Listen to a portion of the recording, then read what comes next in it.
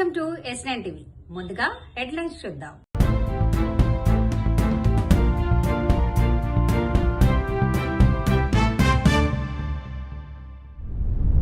బంజారా భవన్లో ఇందిరా మహిళా శక్తి చీరల పంపిణీ.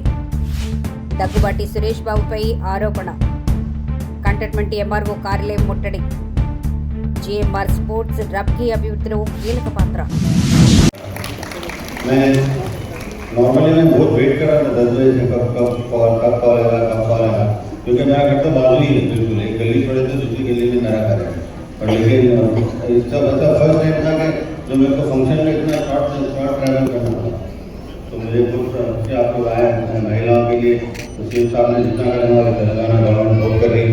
आपको सेल्फ एम्प्लॉयमेंट जो रूट से आप लोग अपने आप को इतना अच्छा हेल्प करें और जो गवर्नमेंट के स्कीम है संतोष साहब और आप लोग को कर्नल साहब ने सब लोग ने समझाया था, उसके ऊपर मुझे बोलने की जरूरत नहीं। बट लेकिन जो नई एक स्कीम जो निकली इंदिरा महिला शक्ति जो नई स्कीम है, आपको कैंटीन मिल रहे हैं, उसमें हर चीज़ ऑलरेडी कैंटीन मिल गए। बट लेकिन रूरल में जो काम हो रहा है वो बहुत तारीफ का काबिल है। और वहाँ पे आपको बसेस भी दे रहे हैं और पेट्रोल स्टेशन भी दे रहे हैं। तो मैं कर्नल साहब यही कह रहे थे कि यहाँ पे हैदराबाद में जीएचएमसी में भी हम लोग को पेट्रोल स्टेशन और बसेस भी देंगे।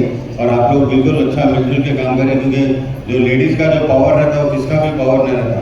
चाहे वो बुलेट भी निकलेगी तो उतना पावर नहीं रहता, जो आपका पावर जो रहता है। और मैं हर बार चाहता हूँ कि लेडीज़ आगे बढ़ना चाहिए। जब भी लेडीज़ महिला जब आगे बढ़ती है तो स्टेट में 100% कामयाबी होती है और डेवलपमेंट होता है। जब हम स्टेट की जो महिला को हम डेवलप करेंगे, उनको काम देंगे, उनको बिल्कुल घर में ऐसा लगता है, लोग सोचते हैं कि महिला होता है घर में बैठ जाओ और खाना पकाओ 3 बार ऐसा देखो, ठीक है ये करना बहुत ज़रूरी है, वो भी ज़रूरी है।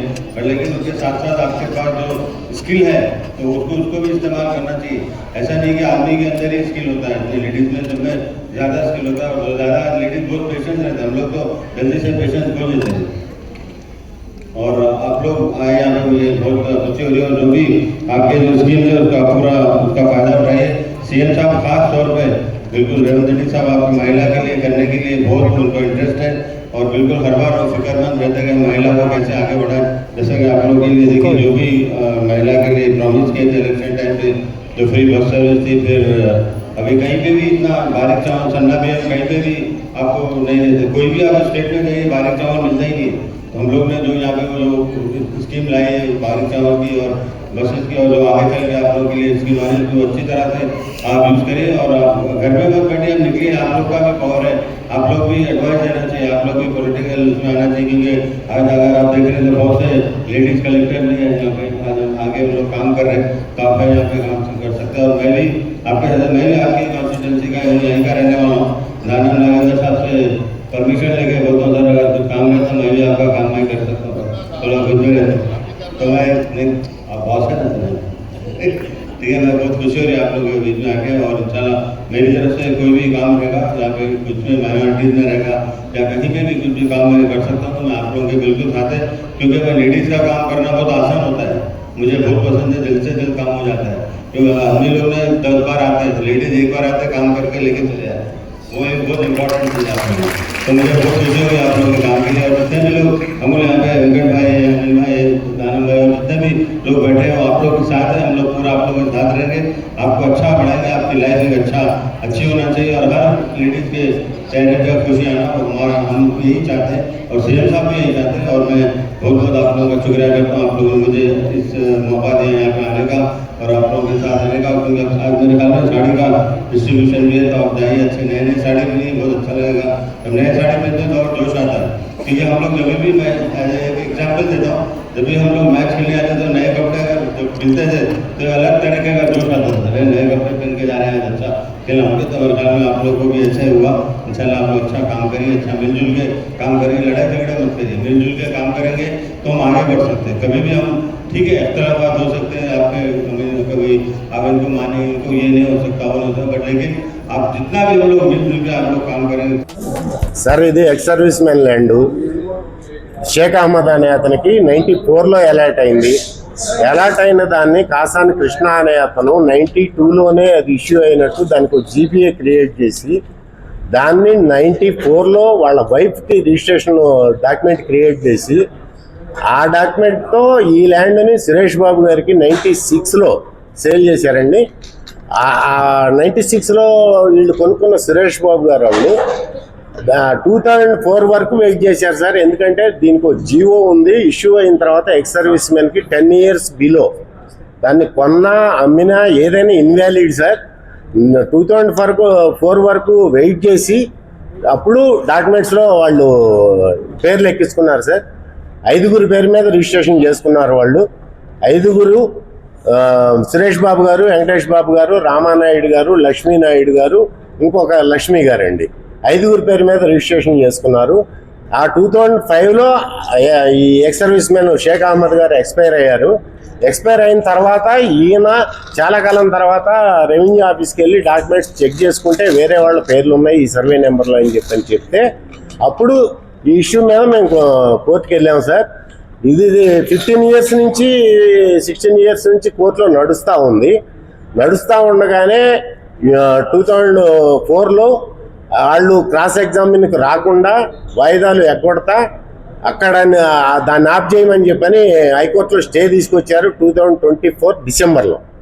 ఇప్పుడు స్టే నడుస్తూ ఉంది సార్. అది నడుస్తూ ఉండగానే సైట్లో వర్క్ వాళ్ళ పక్కన వాళ్ళకు 21 acres ఉందండి. ఆ 21 acresతో పాటు ఇది కూడా కలిపి డెవలప్మెంట్కి ఇచ్చారు. ఆ సైట్లో పెద్ద గుట్ట ఉంది సార్. ఆ గుట్ట కూడా క్లియర్ చేసి చుట్టూ ఐరన్ రాడ్స్ పాతేసి షీట్స్ వేసి కబ్జా చేయడానికి ప్రయత్నం జరుగుతుంది సార్. ఎవరైనా కోర్టులో ఇష్యూ ఉండగా వెళ్ళకూడదు, వర్క్ చేయకూడదు. వాళ్ళు వర్క్ చేస్తున్నారు సార్. మీరు కూడా కొంచెం దాని మీద ఇన్వెస్టిగేషన్ చేయండి. సురేష్ బాబు ఉన్నారు సార్. దగ్గుబాటి సురేష్ బాబు గారు ఆ ల్యాండ్కి మొత్తం సంబంధించి ఇప్పుడు కోర్టులో మాకు ఇష్యూ నడుస్తుంది కూడా వాళ్ళ దగ్గుబాటి సురేష్ బాబు అండ్ ఫ్యామిలీతోనే నడుస్తూ ఉంది. దగ్గుబాటి రామానాయుడు గారు, దగ్గుబాటి సురేష్ బాబు, దగ్గుబాటి వెంకటేష్ బాబు, దగ్గుబాటి లక్ష్మీనాయుడు, దగ్గుబాటి లక్ష్మి, ఈ 5 members ఒక్కొక్కరికి 1 ఎకరం రిజిస్టర్ అయింది సార్. ఆ 5 acres మీదే మేము పోరాటం చేస్తూ ఉన్నాము. అది వాళ్ళది కాదు అని చెప్పని కోర్టులో నడుస్తూ ఉండగానే అక్కడ క్రాస్ ఎగ్జామిన్కి రాకుండా హైకోర్టులో స్టే తీసుకొచ్చారు సార్. స్టే తీసుకొచ్చిన ఇప్పుడు వర్క్ నడుస్తున్నప్పుడు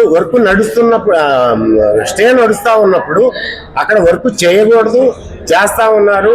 దీనికి సంబంధించి అందరికీ మేము కంప్లైంట్స్ ఇచ్చామండి. కలెక్టర్ గారికి, కమిషనర్ గారికి, హెచ్ఎండిఏలో, ఎంఆర్ఓ ఆఫీస్లో, మున్సిపల్ ఆఫీస్లో అన్నింటిలో ఇచ్చామండి. కంప్లైంట్స్ ఇచ్చి అన్నీ తీసుకొచ్చాము. మీకు ఇవ్వటం కోసం కూడా మీరు కూడా ఒకసారి దయచేసి ఇన్వెస్టిగేషన్ చేయాలని మేము కోరుకుంటున్నాం సార్. 3 సంవత్సరాల కాంగ్రెస్ ప్రభుత్వం కావడానికి వచ్చినా కూడా ఇవాళటి వరకు హైదరాబాద్ నగరంలో కానివ్వండి, మా కంటోన్మెంట్ నియోజకవర్గంలో కానివ్వండి, ఒక్కటంటే ఒక్క డబుల్ బెడ్రూమ్ కి కనీసం పునాది కూడా చేయలేదు. కట్టుడు కాదు, ఇచ్చుడు కాదు, కనీసం పునాదులు కూడా వేయలేదు. కానీ అదే కేసీఆర్ గారి ప్రభుత్వం కేవలం మా ఒక్క నియోజకవర్గంలోనే, కంటోన్మెంట్ నియోజకవర్గంలో ఒక మారేడుపల్లి, ఒక సిల్వర్ కంపం, ఒక రసూల్పుర, ఒక మడ్ ఫోర్టు, ఒక నారాయణ జోపిడి, ఇన్ని డబుల్ బెడ్రూమ్లు నిర్మాణం చేసి పేద ప్రజలకు అందించిన ప్రభుత్వం కేసీఆర్ గారి ప్రభుత్వం. అరే 8 ఎకరాల 800 కోట్ల ప్రధాన ప్రభుత్వ భూమి ఉంది. దాన్ని మేము 10 సంవత్సరాలు కాపాడినాం. కొన్ని దశాబ్దాలు గత ప్రభుత్వాలు కూడా కాపాడినాయి. కానీ ఈ భూ బకాసురుల ప్రభుత్వం ఎప్పుడైతే వచ్చిందో ఎక్కడ ప్రభుత్వ భూమి కనబడితే చాలు దాని మీద ఈ యనుమల రేవంత్ రెడ్డి అండ్ బ్యాచ్ ఆయన ముఠ, అంతేకాకుండా ఉన్న ఎమ్మెల్యేలు కూడా మేము ఒక్కసారి ప్రభుత్వం, 1 time ప్రభుత్వం, 1 time సీఎం, 1 time ఎమ్మెల్యే, ఇంకోసారి కాము. ఇక ఇక్కడ ఏంటంటే 2000 రూపాయలు ఓటుకు పంచిండు కాబట్టి దాన్ని ఎట్లా వసూలు చేసుకోవాలని ఎక్కడ భూములు కనబడితే అక్కడ చాలు ప్రజల చేతిలో వాళ్ళ జేబులో చేయబెట్టుడే. డబుల్ బెడ్రూమ్ కేసీఆర్ గారు ప్రభుత్వం నిర్మాణం చేసినవి కూడా కొన్ని 20-30 ఇచ్చేటి ఉన్నా కూడా అవి అమ్ముకునుడే. ఏదైనా కూడా కమిషన్లే. కానీ చిన్న చిన్న కమిషన్లు పక్కన పెడితే ఇవాళ ఏకంగా 800 కోట్ల ప్రభుత్వ భూమినే కబ్జాదారులు కబ్జా చేస్తుంటే ఎమ్మెల్యే 5 కోట్లు దీన్ని గప్చుపున్నాడు. ఇలా ఏమంటాడంటే బీఆర్ఎస్ ప్రభుత్వంలో అయిందని. ఇలా సంచలన విషయము కాంగ్రెస్ ఎమ్మెల్యేకి, కాంగ్రెస్ ప్రభుత్వానికి తెలియాల్సిన అవసరం ఉన్నది. దీని మీద మీడియా వాళ్ళని కూడా మేము కోరుతున్నాం, వస్తాడా ఎమ్మెల్యే ఏ ఛానల్ కి ఉన్న మైక్లలో ఏ ఛానల్ కి డిబేట్ కి వచ్చినా ఎమ్మెల్యే శ్రీ గణేష్ కి సవాల్ ఇస్తున్నాం. బహిరంగంగా ఈ రాష్ట్రము కంటోన్మెంట్ నియోజకవర్గం చూస్తుంది. మీ ప్రభుత్వం ఎట్లా అప్పచెప్పింది, బీఆర్ఎస్ ప్రభుత్వం దీన్ని ఎట్లా కాపాడింది, గత ప్రభుత్వాలు ఎట్లా ఈ ప్రభుత్వ భూమిని కాపాడింది, ఇవాళ నువ్వు చేసిన ఈ చర్యల వల్ల ఎట్లా ఇవాళ ప్రైవేట్ వ్యక్తులకు వెళ్ళిపోయిందో ఇవాళ మీ ముందు డెఫినెట్ గా పెడతాం. ఆయన ఎక్కడ డిబేట్ కి వచ్చినా ఇది బీఆర్ఎస్ ప్రభుత్వం సెప్టెంబర్ లో ఎన్నికల కోడ్ ఉంటే 19 ఆగస్టు 2023 ఇదే ప్రభుత్వ భూమిలో ఇదే 157/1 లో కబ్జా చేద్దామని కొందరు వ్యక్తుల అక్కడికి పోయేదో ప్రయత్నం చేస్తే ఆనాడు ఎంఆర్ఓ పృథ్వీ గారు ఏదైతే కేసీఆర్ గారి ప్రభుత్వంలో పోలీస్ కి ఫిర్యాదు చేసిన దాంట్లో చాలా స్పష్టంగా ఏమని రాసింది ఇందులో, ఇగోండి చేసింది కూడా అధికారికంగా government of Telangana revenue department MRO సంతకంతోని స్టాంపుతోని ఇక్కడ కొందరు వ్యక్తులు వచ్చి కబ్జా చేయాలని ప్రయత్నం చేస్తున్నారు. ఇది ప్రభుత్వ భూమి. ఈ 157/1 అనేది ప్రభుత్వ భూమి. ఇది ప్రభుత్వ భూమిలో ఎవరైనా అడుగు పెడితే వాళ్ళ మీద బోయిన్పల్లి పోలీస్ స్టేషన్ లో మీరు కేసు దాఖలు చేయండి అని అంటే చూడండి, ఇది ఎఫ్ఐఆర్ కూడా అయింది. కేసీఆర్ గారి ప్రభుత్వంలో ఆనాడు పోలీసులు కూడా కబ్జాదారులు ఇందులోకి ఎంటర్ అయితే ఎఫ్ఐఆర్ చేసిర్రు. ఆ తర్వాత అందరికి తెలిసిన విషయమే.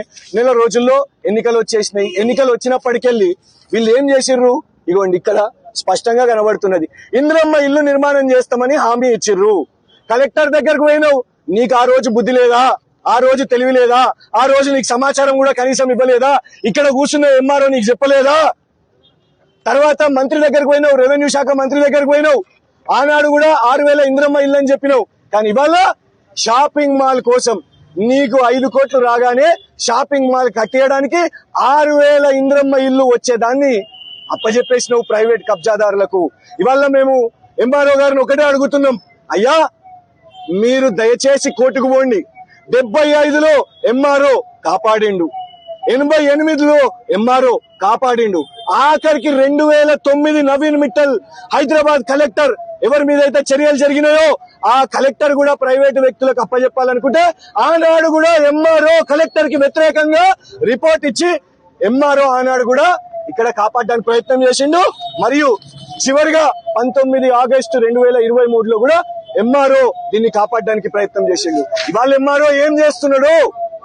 ఇవాళ ఎంఆర్ఓ బీఆర్ఎస్ నాయకులు, బీఆర్ఎస్ మాజీ బోర్డు సభ్యులు, బీఆర్ఎస్ సీనియర్ నాయకులు అందరు ఇక్కడికి వచ్చి ఎంఆర్ఓకి మేము రిప్రజెంటేషన్ ఇచ్చుకుంటాం, అయ్యా నువ్వు ప్రభుత్వ భూమి కోసం కొట్లాడు అని బతిమలాడుకుంటామంటే పారిపోతావా? ఇవాళ ప్రజలు నీకు జీతాలు ఇస్తున్నది శనివారం రోజు సెలవు తీసుకోవడానికా ఎంఆర్ఓ గారు? మీకు అందరికీ తెలుసు, మీడియాకి తెలుసు. పోలీసులు ఇంతమంది 200 మంది పోలీసులు, Boinpally police station, Begumpet police station, Marredpally police station, Karkhana police station, 4 police స్టేషన్లకు ఇక్కడనే వచ్చి బీఆర్ఎస్ నాయకులను ఆపడానికి ప్రయత్నం చేస్తున్నది. మేము కేవలం వచ్చింది ఎంఆర్ఓ గారికి, అయ్యా నువ్వు పోయి కోర్టులో కౌంటర్ దాఖలు చేయని అడగడానికే ఇక్కడికి వచ్చినాం కదా. ఇక్కడ ఈటల రాజేందర్ స్పందించాడు, బీజేపీ వాళ్ళు మాట్లాడరు, కాంగ్రెస్ వాళ్ళు మాట్లాడరు. మేము ఛాలెంజ్ చేస్తున్నాం, బీఆర్ఎస్ పోరాడుతున్నది 6,000 ఇంద్రమ్మ ఇళ్ల కోసం, ఈ ప్రభుత్వ భూముల కోసం. కాంగ్రెస్ పోరాడుతుందా? బీజేపీ పోరాడుతుందా? దమ్ముంటే కోర్టుకు పోయి కౌంటర్ వేయండి, ఈ ప్రభుత్వ జాగలను కాపాడండి అని వాళ్ళ బతిమలాడుతున్నాం.